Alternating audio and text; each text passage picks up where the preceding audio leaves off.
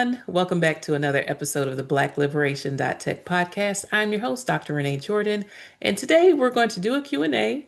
And so I'm going to jump right on in. How can we process and implement heavy critical feedback from mentors and supervisors without feeling like our original ideas or voices are being erased? Make sure that whatever is the most important factor in your project is still intact. So the most important factor for me was that I would be able to go out and ask these people who identified with these groups about their experiences as it related to how they learned technology and how they demonstrated digital literacies. And everything else around that was flexible. So there's another piece to that, and we're going to take a look at that in the next question. Expanding how we define tech careers. When defining the focus of your study, you emphasize that you weren't just looking to promote computer scientists or instructional technologists, but rather everyday people who happen to work in tech-saturated industries. Why is it so critical for our communities to broaden how we define tech?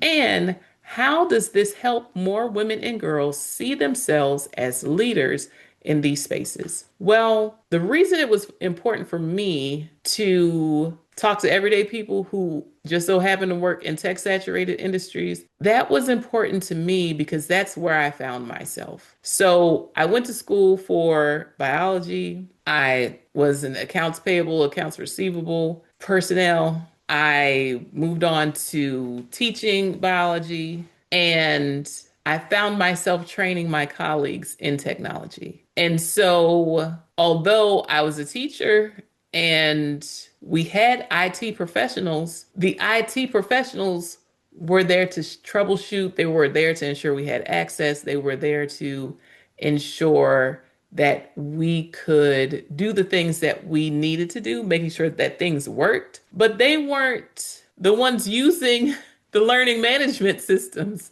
They weren't the ones using the technology in the classroom to teach. I found myself in a tech saturated industry called education. And because I had a hold and a grip on it, I was able to do well. I was able to collaborate. I was able to pull my students in on the learning process using technology. It wasn't always about me using it, but allowing them to have space and room to do so as well.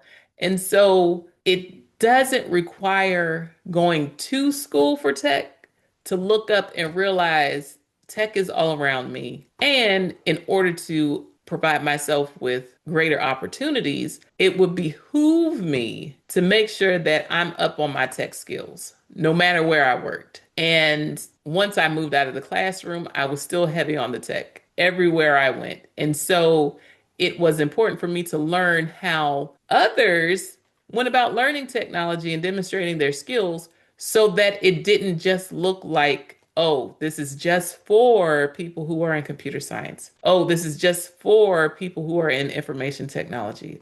Oh, this is just for those who are software engineers. Oh, this is just for those who are the instructional technologists who help teachers get onto the learning management systems and train them. It's not, technology is not just for the people who make it, and it's also not just for the people who train others on it. How to use technology is how you're going to do well in a society that is heavy on the technology. And so that's why it was important for me to understand how people learned it, specifically everyday people who just so happen to work in tech saturated industries, so that when I designed an after school program for students who may or may not be interested in going into the traditional routes of becoming a software engineer, computer scientist, and instructional technologist, I got to be able to help those who want to do more than 3, 4, 5. Of course, there's 100,000 ways now, but I wanted to be able to help those who may have other interests in order to get to where they want to go.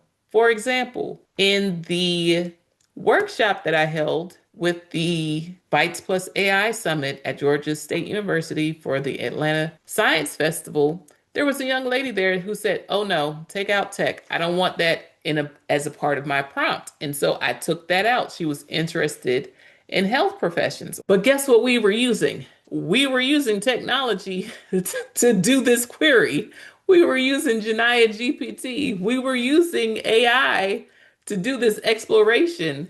This was a workshop where students were engaging their AI literacies. Why was it important then? Even though she didn't want to go into tech, because it's a way of exploring, it's a way of gaining access, it's a way of being able to make plans, it's a way of orienting yourself so that when you are moving into your next chapter, your next position, your next program, that you can situate yourself based on your own interest and what it is that you plan and want to do. And then technology is there to assist you along your way. And so while she said she didn't want to, go into tech, that didn't erase the need or the opportunity that technology lent to her in order to explore what she wanted to do further. So it was very important for me to find out from people how they go about and do their thing because people like to learn and do things with tech in different ways, just as different as their fingerprints.